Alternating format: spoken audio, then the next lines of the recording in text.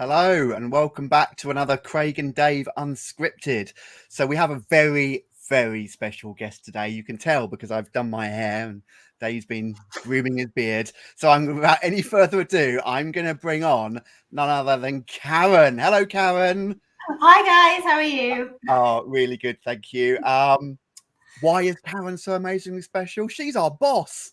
She's our head of department at the school where we both teach. But all right, first of all, Karen, just tell the audience very quickly, sort of, who are you? What's your role? How long have you been at the school? And just say hello to everyone and tell them who you are. Okay, so I've been working here for 13 years, and for the majority of that time, I have been either head of IT and now head of computing. So obviously, it got changed by good old Mr. Gove. Many years ago. And so, I've been doing that the whole time. However, I am a geography specialist. I have a geography degree. And I did come to the school. On the proviso that I would teach geography as well if I did being a head of IT. And look what's happened. I don't teach it at all anymore. So, so it's kind of strange. And people quiz me on that quite regularly. But I think I've made the right decision many times over. Couldn't agree more. Yeah, that's it. I have a geography degree as well, and now we're both computer science teachers. Exactly. Right, so Dave, what have we brought? We're not just bringing Karen on to have a good old departmental chat on YouTube. What is because a lot of people might not know, we teach at an all-girls school now. Dave and I have taught a number of schools in Gloucestershire, comprehensive. We're now in a grammar, mixed schools, but we're in an all-girls school, and that really is part of the focus, isn't it, of today's video and why we've brought Karen on. So just tell us what we're going to be chatting to Karen about, and then we're going to run through some questions, Karen. There are no right answers, don't worry. Yeah, so the topic today is girls in computer science, and we just want to kind of explore with Karen, how she manages to get girls to study computer science and some of the things that perhaps we've got to do as in the education sector to encourage more students to study computer science and girls specifically, and some of the things that happen at our school that help with that process. So really that's what the chat is all about. But to whet our appetite, I've actually done a little bit of research for this one. So although what we say is completely unscripted, I have done a little bit of preparation here just to he can't get us onto the right himself. Can't help himself. No, he can't. He can't. I'll be honest, we don't know these, do we, Karen? We haven't been prepped with these. Haven't got a clue. What's these about the facts are coming to us raw. Yeah. It's only a few simple statistics. Okay, so here we go. So in 2020, A-level computer science entries for females increased by 23% compared to 2019. Okay. Girls were 7 times more likely to choose computer science in 2020 compared to 2015. So that sounds like a really positive picture. Things are really kind of picking up some steam with girls in computer science. But girls account for just 21% of entries for computer science at GCSE. And females are only 15% of all entries at A-level. However, of that, 34% of the girls achieve an A or an A star. So more than a third of the girls that study computer science achieve an A or an A star, but they only account for 15% of the entries. So I thought that was quite interesting. You got any immediate reaction to that, Karen? Well, my initial thought of that is, does that mean that the people that are choosing to take it really want to do it for the right reasons, because they actually understand the ideas behind what they're studying in the subject and the topics, and can see how it can lead on in the future, rather than, I imagine, perhaps some people might choose the subject thinking it might be something different. I.e., I've heard people say, oh, I've got students that think it's all about computer games and things like that, which obviously it's not. We have all heard that, haven't we? I thought we were going to be building computers. I thought we were going to be writing games. I don't like it now. So I've not thought that. So what you're saying is it just that the girls that are choosing it, they're making a more informed, sensible, sort of balanced choice, and they know what they're getting into. Yeah, maybe. Yeah, I mean, and also, I mean, I don't know, in terms of like the grades at the end. I mean, if they're kind of choosing it because they want to do it, because they know about it, they are more driven to get the higher grades, perhaps, in the perspective of like project work or what they have to produce, perhaps. I don't know, but yeah, I don't know. I think that it's got interesting statistics, though, definitely, because when Dave started talking about it, it sounded like, yeah, that's amazing. Actually, it's still such a minute amount, but in terms of the grades. Yeah, that's the point, isn't it? Yeah. It's on the rise quite significantly, but it's still extremely small. But you know, the girls that are really, really successful, and I wonder if more would choose it actually if they realised how successful they could be. Maybe there's that stereotypical view that, you know, it's a boys' subject, and therefore we won't do very well because I'm a girl, not a boy. I don't know, but yeah, I mean, it could be a confidence thing where I suppose it depends what environment they're taught in, I suppose. But obviously, at our school, for example, we have more girls in the sixth form studying it than boys, so that's by the by anyway. But I mean, obviously in other schools that might be different, but I suppose it just depends on their kind of self-assurance in terms of how they feel about it, and their confidence, I suppose. If they know that they can do it and they feel like they're supported, then why shouldn't they be able to achieve that? Yeah, and fitting into the group and belonging to your peer group's a big thing at that age, isn't it? And I wonder if some of the girls think, well, my friends aren't going to study this. I don't know other girls that are going to study this. I don't want to be in a minority in the class. And I've taught students where I've got a class of 30 at GCSE and only 1 or 2 girls in that class. And those were very close friends. Yeah. And that was the issue, really. Yeah, I think it's sometimes got a bit of a negative stereotype as well. That that's fair. Science, which I hate, because that's just not true. It's interesting. I was thinking back to what you just said, to the makeup of all my A-level classes back when I was in a mixed comprehensive school, and it would either be all male students, even though I'm in a mixed school, or there would be one girl in a class of male students. And I am broadly stereotyping here, but on the whole, when there was a single female student in the class, they were a female student who was very confident. They were very confident, very, very sure, you know, they were a bright, you know, well articulate student. And I that thing about all my friends aren't doing it. Yes, when I did have students, female students, they were always the very confident ones. So that's interesting. Right, so you've got a controversial question, Dave, haven't you? I know. Well, yeah, I don't want you to sort of read into this that this is what I think. I'm just going to sort of pose the question and see what happens. Okay. Is this even an issue? I mean, so the point I'm making here is, so what? You know, not many girls study computer science. Why should I care? I mean, for example, it's not about equal opportunities. You know, people often sort of cite equal opportunities when there's a gender divide. This isn't about equal opportunities, because the girls do have an equal opportunity. They all go to, you know, secondary school. They all have a Key Stage 3 computer science curriculum of various flavors up and down the country in different schools. They then, if their school is offering GCSE computer science, let's say, or A-level computer science, they all have the opportunity to choose it. Nobody in senior leadership, no other teacher in the school would dare say, you're a girl, you can't choose that subject. Of course not. Okay. So they all have an equal opportunity. So they choose not to study computer science. Who cares? Well, I get it, because it's at our school, and obviously it is a slightly different scenario in terms of the makeup of the students. I don't think it is an issue, because there isn't any major concern with girls not choosing it. We've got really quite a science-based, I don't know, what's the ethos at the school in terms of what you choose in your subjects and things. So maths and sciences are very well chosen at A-level, for example. So in our school, no, I don't think so. But I suppose, as we've said in other schools, I mean, I've not taught computing at a comprehensive school. I mean, I've taught at comprehensive schools prior to here. So I guess it was just a case of what Craig might have said about, you know, how they feel about doing it. But I think it's an issue in the sense of, well, female brains and male brains think differently about stuff. And I think that,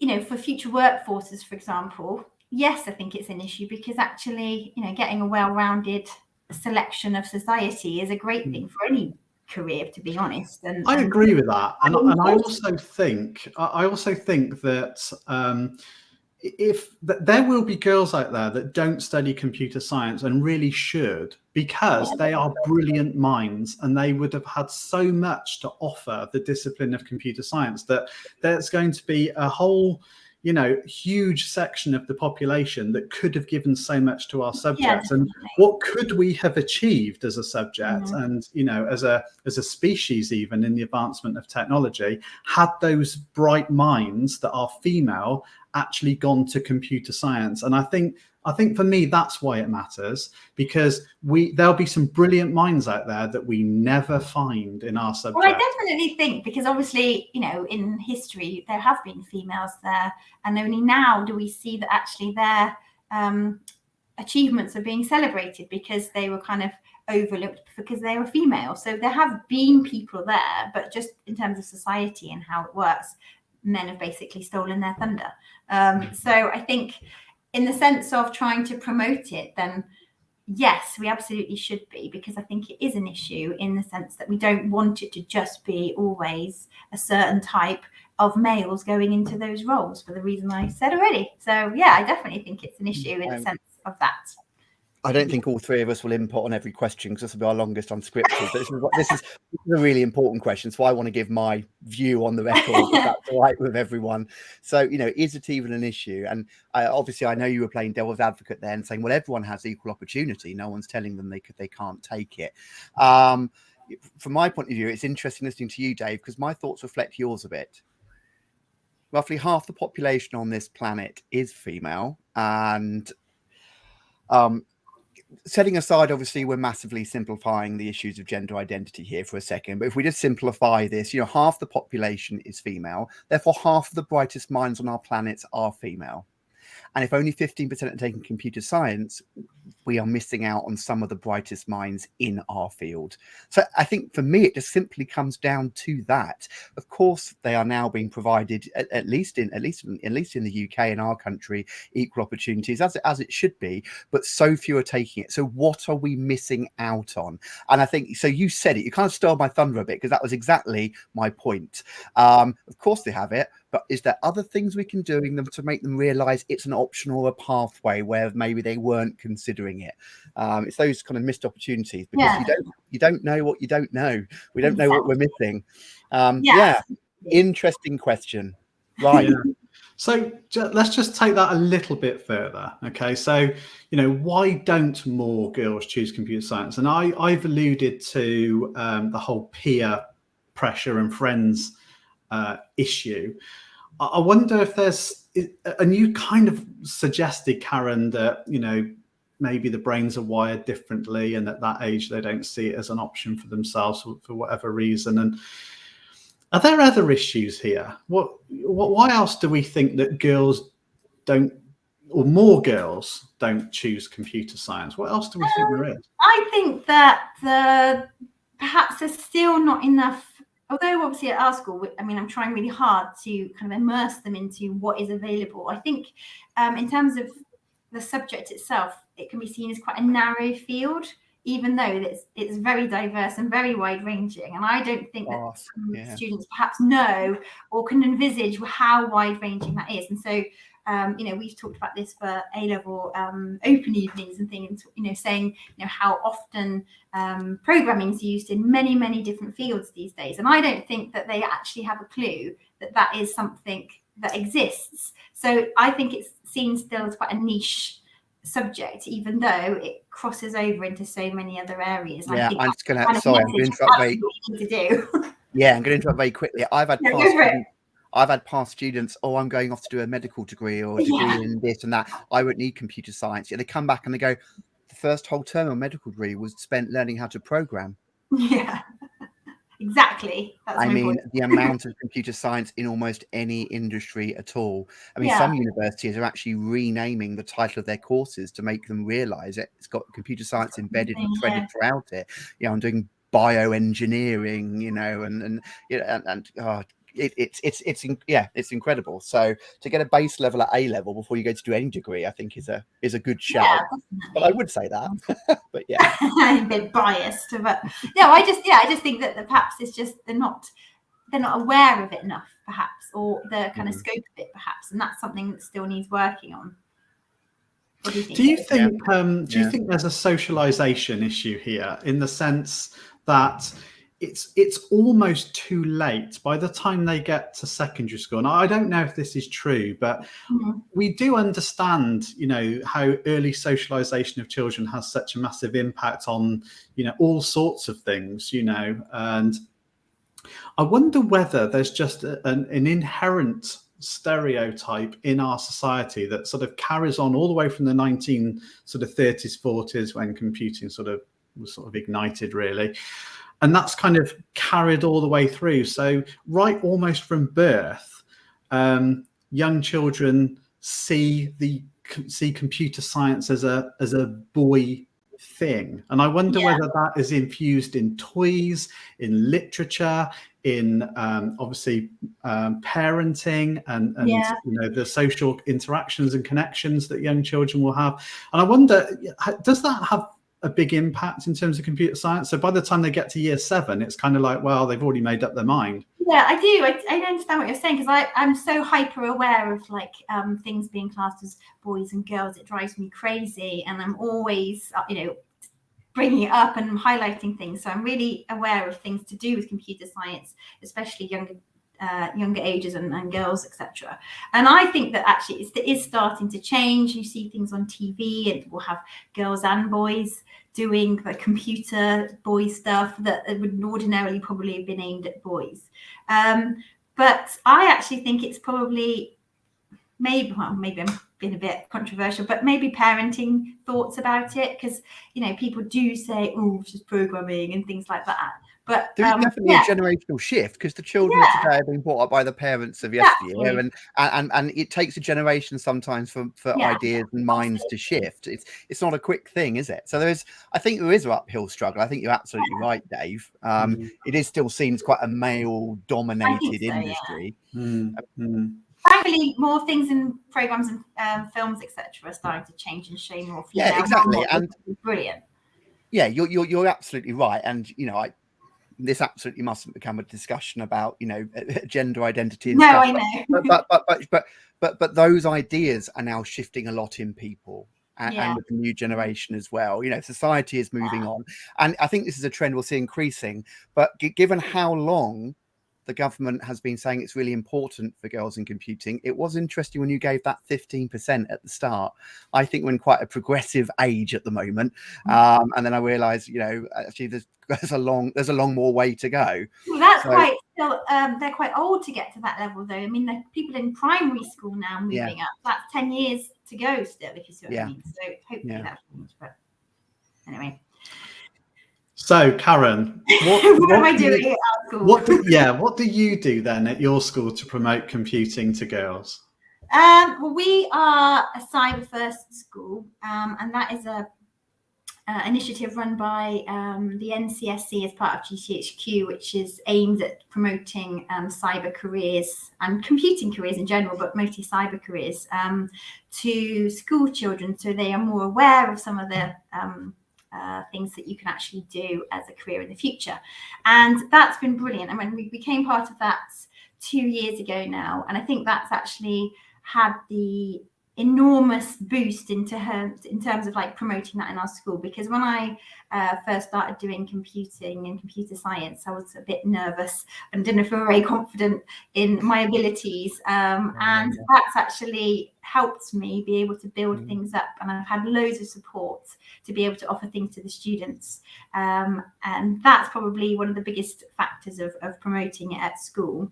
So it's not just the kind of Cyber First Girls competition and the cyber discovery that lots of people to get involved in. It's just extra things. So we've had trips, and we've had outside speakers in, and we've had kind of people doing days at the school, etc. And that's just had an enormous impact in just raising the profile in itself of the department.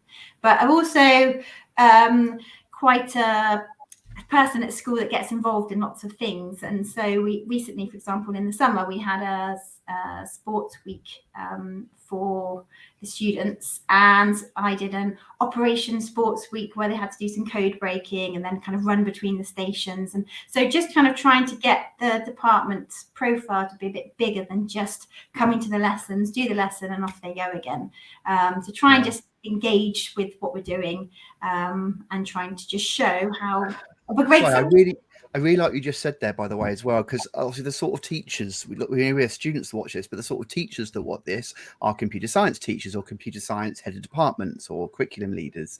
And I was in a danger when I was a head of department of thinking my subject's the most important subject. And of course, that's what you're meant to think as a head of department.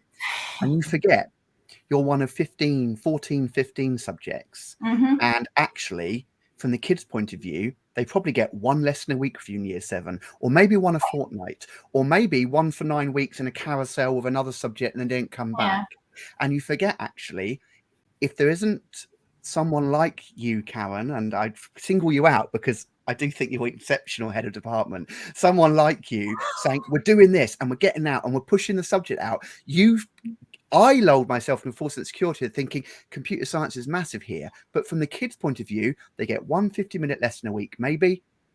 And why would it be in the forefront of their mind if the other 29 lessons a week, and they're doing all these other, and they're doing sports days and then trips with French and geography. So it is important we do all those other things, which I know is difficult as a teacher because we have a lot to do anyway. But it really struck me what you said, because if we don't, their actual exposure to computer science is a very small percentage of what they do during the week. No, I know exactly. I mean, like, we've had obviously COVID for a year and a half, and I had all these little plans of things that I could still do, obviously, because I've still got time. But because of the Cyber First thing, I've had so many plans to try and build things up. But yeah, I mean, all I want to do is them to know that we exist as a subject in terms of not just something you turn up to, sit at the computer for a bit and off you go and then forget about it until the next time next week. So yeah, I want to go forward. I want to pick up on something that you've said in the past, Karen. So you've given a talk to the Department of Education for the International Day of Women and Girls in Science. Who get you? And what you said, and that's a great example of putting yourself out there and sort of promoting, females in computer science. But what you said as part of that talk was, we must consistently show girls that a career in computing is for everyone. I wonder whether you could just elaborate on that a little bit. Well, that was effectively what I was just kind of talking about with the Cyber First and things to do with A-levels, because actually I think it's really important that the students, when they, at our school, lower down in Key Stage 3, what is out there, what's available. Actually, it's not just for, computer blokes that have most of the jobs. And I said, and obviously I'm female, and I don't think I'm that boring. So I think I kind of try and get them to see that actually there's so many things out there. And obviously having the Cyber First contacts and being able to introduce them to different people in those roles. And many of them are women, and talk about how much they are passionate about their careers and their jobs and the roles they have, is just brilliant in terms of making them see that anybody can do these jobs, and it's not just the stereotypes that they're probably used to thinking about. And I think that's the thing. I think you're getting speakers to come into school to talk about their job and what they do, and how a student sat in the chair listening to that talk can go from where they are now to where that person is on the stage giving the talk about what it is that they're doing. And importantly, those guest speakers are females. So when you get a company that's willing to send their apprentices in or send somebody in to talk to students about the job, and as part of the whole sort of careers aspect of education too. You can specifically ask, well, can we have a female, please? Can we have a female from your company to come and talk to our students about what they're doing? And those subtle little things do make a difference.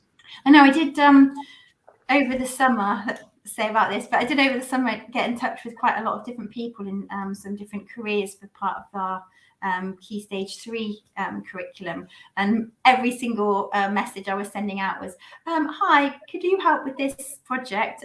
If you could have a female or LGBTQ plus person, that would be brilliant. It doesn't matter if it's a man, but it'd be better if it could be female, for the very reason I'm trying to highlight these careers as somewhere that they can actually go and go into in the future. So, and I think, 90% of them, if I think, is female or LGBTQ plus. So yeah, it's worth highlighting, because I think maybe the audience would have overlooked a little bit of what you said there. I think it's worth highlighting that when you've built the Key Stage 3 curriculum, you've built it in a way that is careers focused, and so therefore the girls can see themselves doing certain jobs in the diverse field of computer science, not just programming.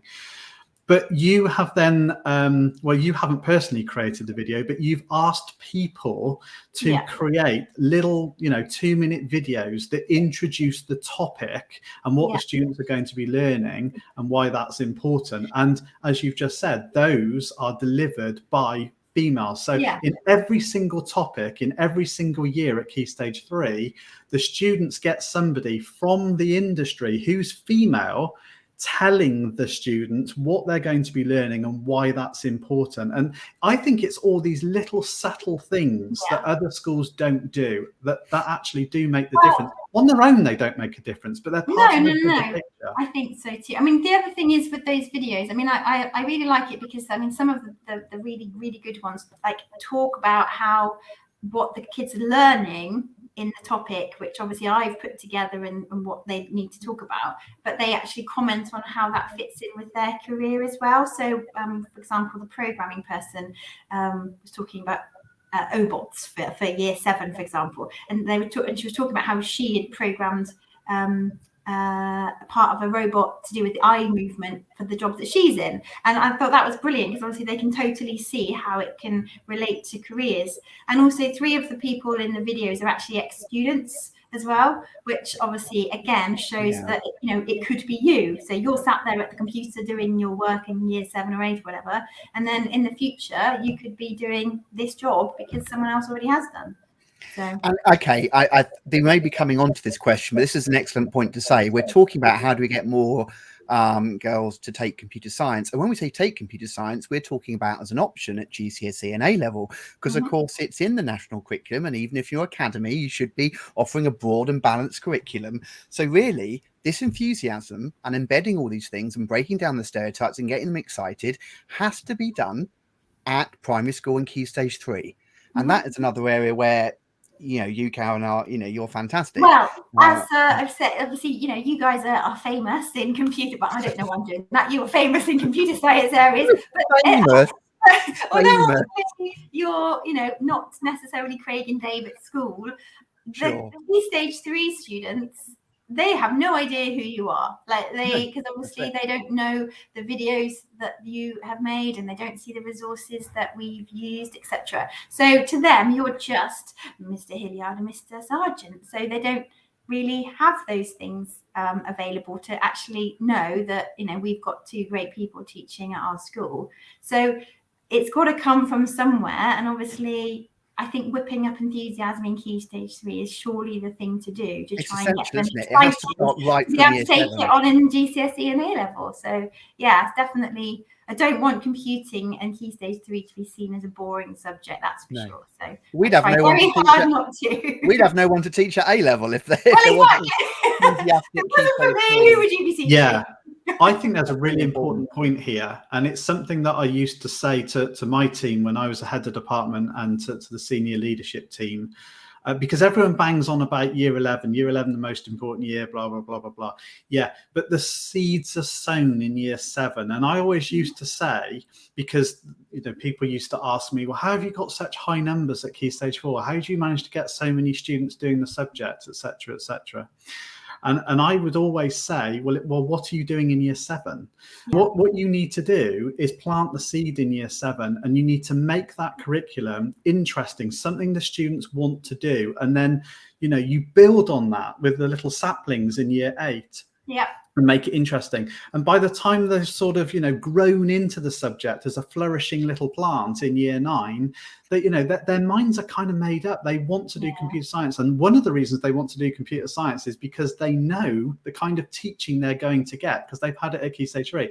And I think that's another problem. If they've had a boring experience at Key Stage 3 and haven't enjoyed their teaching, then they're not going to opt for more of the same at Key Stage 4. So you've got to make a really good and be enthusiastic and put as much energy into planning and delivering Key Stage 3 as Key Stage 4 and 5. And it bothers me a bit when I hear teachers say, oh, well, we don't worry about Key Stage 3 too much. It doesn't matter who teaches them. It doesn't matter what we learn. We're concentrating on Key Stage 4 because of results. And then, getting the A levels and getting, people coming in from other schools to A levels, etc. And they've just got it wrong. They need to focus on Key Stage 3. Well, over the long time I've worked here, I've had times when I've had 10 people teaching like ICT at the time, and obviously just from random departments that could fit it into their timetable, and that was just rubbish, because obviously they don't care about it. And I finally feel that now, this year and last year, but this year especially because it's not COVID-y so much, we've kind of got our core department, because obviously we've got Lottie at teaching year 7, and she's brilliant, and she's really enthusiastic and builds them up and kind of looks after them when they're in year 7, and she's very positive too. And although she's a non-specialist like me for maths, she's fully on board and fully engaged. But again, her enthusiasm, making it be something really exciting. That's it. Her enthusiasm is excellent, and you can be a non-specialist and teach a subject at year 7 level.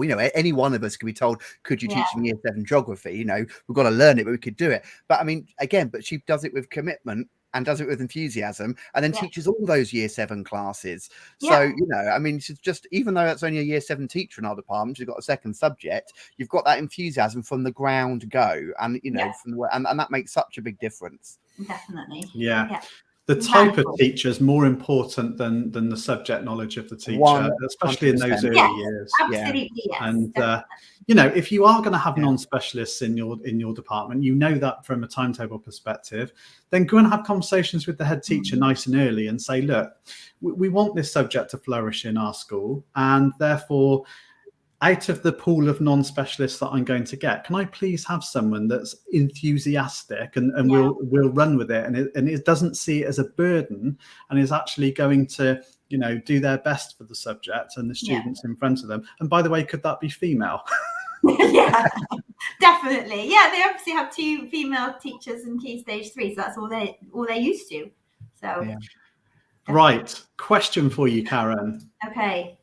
Do you think, so we've talked about, reasons why girls maybe not studying computer science, etc., and schools are doing, a lot of sort of positive discrimination to a certain extent.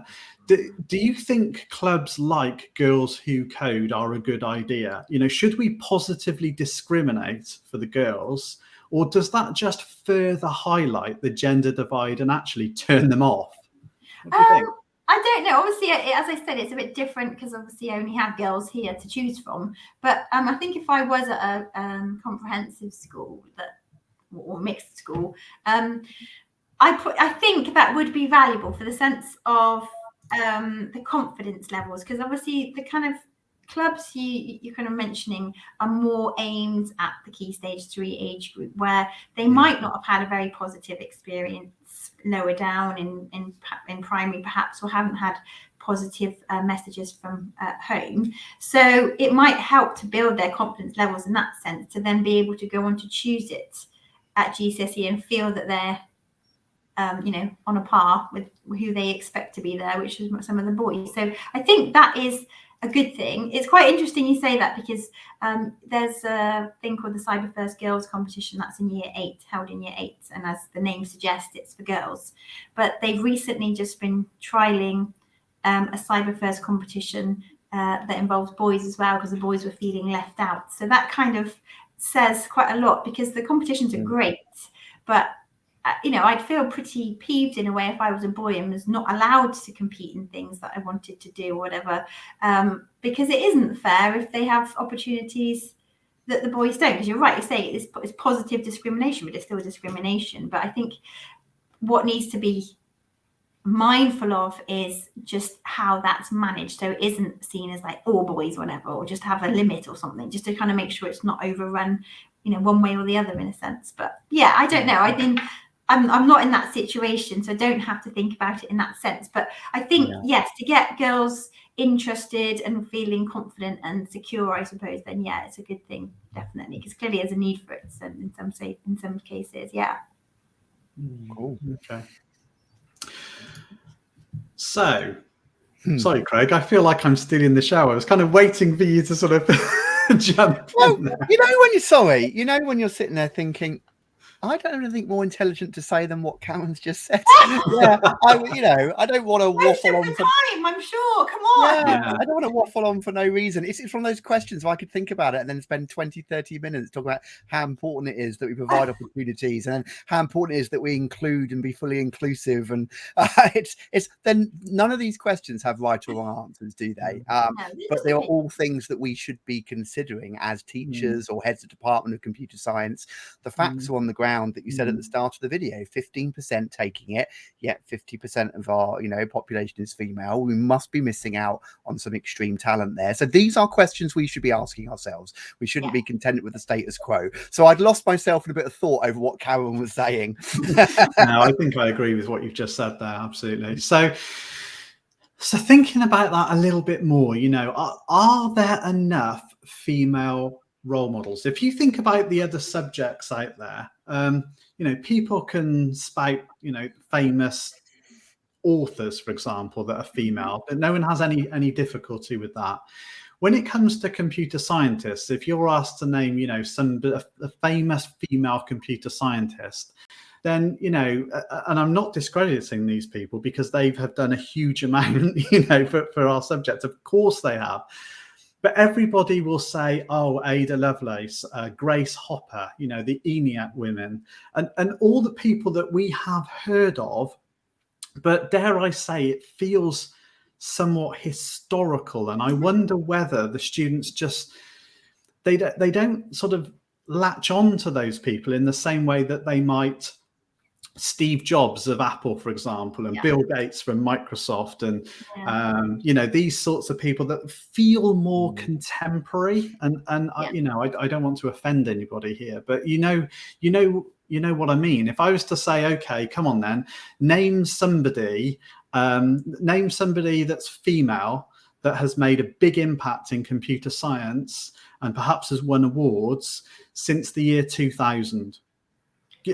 Could you do that? Well, I was saying Maggie Philbin is one of them, because she's driven quite a lot of things. And I always remember her, obviously, because she used to be on some children's TV programs when I was younger. But no, on the whole, absolutely not. And I was thinking about this. I did see a list. We have a display out in the corridor out here that does have more contemporary female people on it. We've got one in the back of the classroom just next to me here, which has got those kind of older people on that you just mentioned. But I don't know whether it's because the things that they've invented, they're still really good, but they're not like the CEO people, and it's not so bigged up on I don't know, social media or in the news, etc.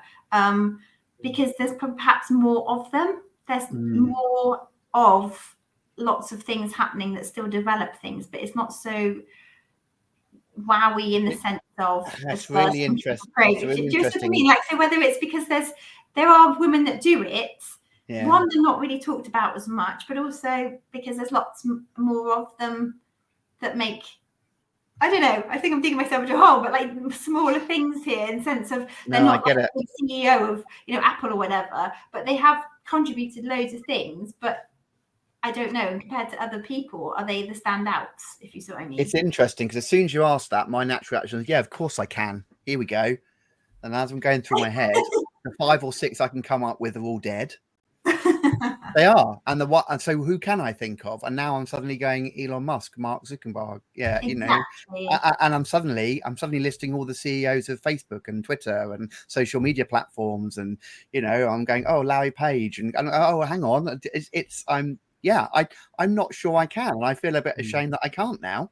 I know. So, yeah, and I think it's weird as well, because on those, even on social media ones, there's females. So we've watched some great shows to do with social media and data and security and things, and obviously they're interviewed on there, and they work at these places, and they invented something quite significant on social media, and they're female, and they're the kind of head of that section. Are they commented on? Of course they're not. So no. That's what I mean. And I think also, coming back to something we were talking about earlier, those subtle things that on their own don't make a difference but add up to a bigger picture.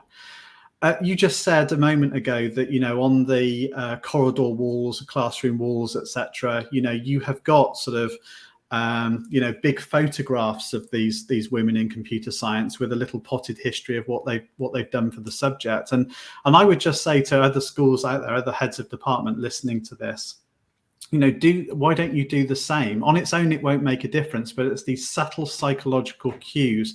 If you could fill the corridor walls or the classroom walls with famous females in computer science, what you're doing as the girls come in for their Key Stage 3 lesson is you are, without saying anything, saying to them, this is a subject for you, and it's a subject that you can be successful in. And it's a subject where you can make a difference to the world. And I think if we just build up those subtle, cues over time, then it can make a difference. I have got one person for you, by the way. Okay. But I'm not going to pretend that I just knew this off the top of my head, because I didn't. And thinking about the question I was going to ask you, I thought, well, I probably should have somebody up my sleeve, shouldn't I? Really? So here's one that, again, I hadn't heard of, and I just think it says a lot about the industry, actually, that I haven't heard of this person. But Barbara Liskov, Barbara Liskov was the first woman. You've heard of her, yeah. So for those that don't know, she was the first woman to be granted a doctorate in computer science in the United States of America. She won the John von Neumann Medal in 2004. She won the Turing. She won the Turing Award in 2008. Know him. And won the Computer Pioneer Award in 2018. And she's famous for a number of things, but famous for the Liskov substitution principle. And without getting into a whole load of theory, for those A-level students that are listening at the moment, she basically proposes that objects of a superclass, so this is object-oriented programming, objects of a superclass should be replaceable with objects of the subclass without breaking the application that they're in. In other words, objects should behave in the same way as those that they inherited their methods from. Now, that only makes sense if you're doing A-level computer science. I appreciate that. But, there's a woman that's won 3 awards since the year 2000, and you wouldn't know it. And I had no idea. She's in the corridor, just so you know. Yeah. And that just goes to show. And that just goes to show all the things that you are doing and that we're talking about today to help promote the importance of these issues. Yeah, I mean, I didn't know.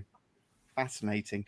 Right, we I know we've got a couple of other things, but I'm gonna do the usual thing where I just move us on a little bit. It's such a fascinating subject, but we've already been talking for 45 minutes. We could have split this up, but yeah. What else did we? I like this one, Dave. I really like this statement. You can't be what you can't see. So how do we make becoming a computer science teacher attractive? This is an interesting question.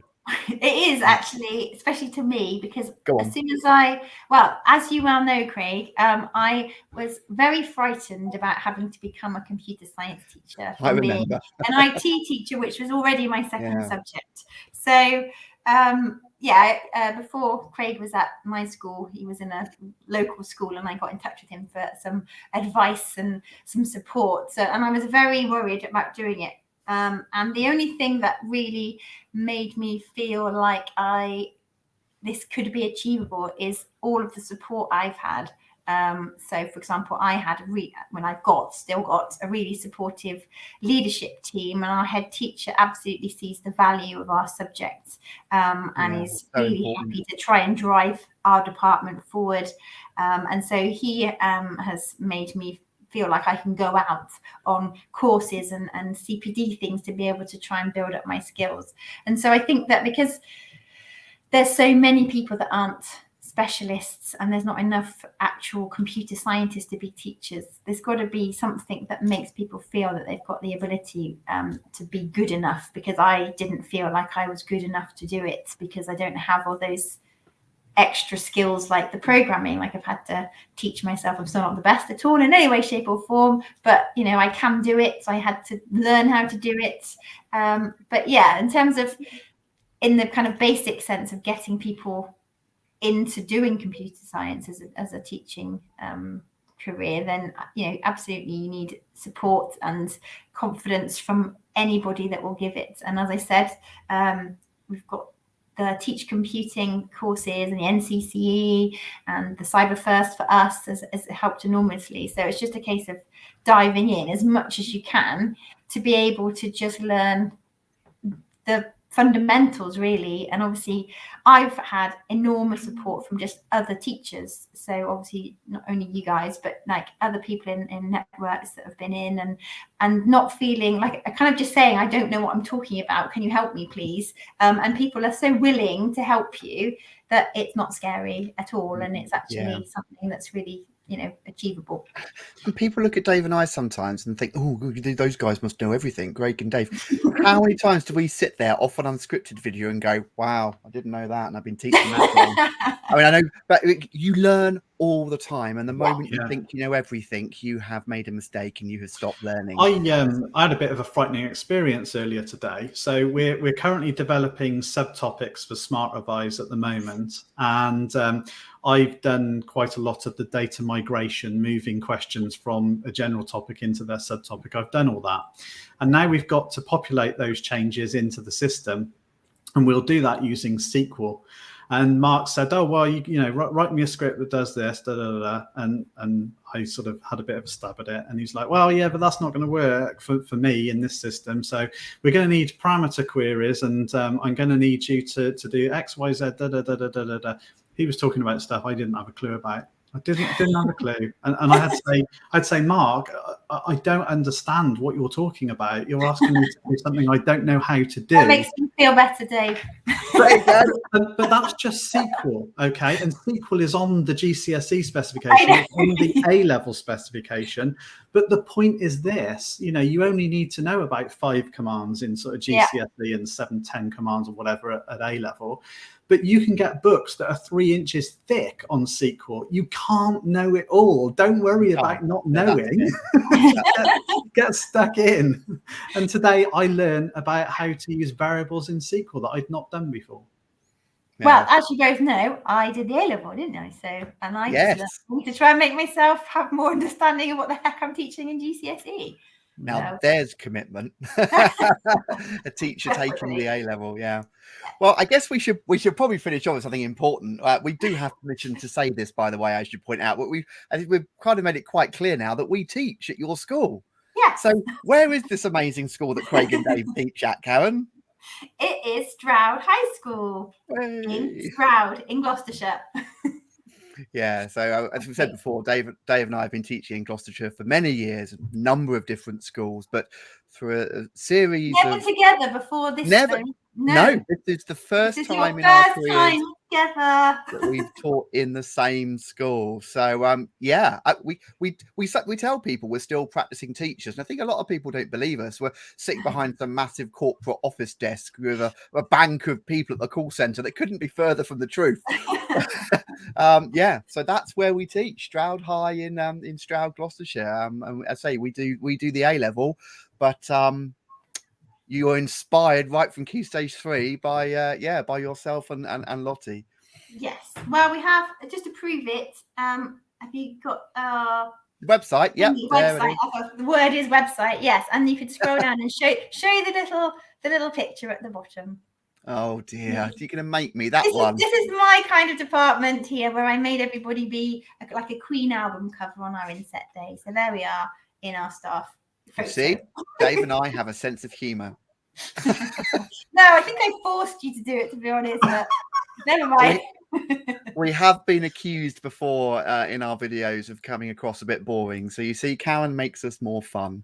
That's my job. It's not teaching, it's having fun. Well, I think I'm probably going to wrap us up there at 50 minutes. I think that's been really interesting. Thank you ever so much for coming on, Karen. I know you're recording this at the end of a long school day, so that's appreciated. I just want to say once more to everybody that obviously we appreciate gender identity is far more nuanced than the simple non-binary female and male we've presented here, but we're using those pronouns to help discuss an issue which we feel is really important. And as Dave said at the beginning, if only 15% of people at GCSE or A level are taking it are female, there's more that we can do as teachers to promote this so that those best minds simply don't slip through the net. Right, thank you everybody, and we will catch you next week. Bye everyone.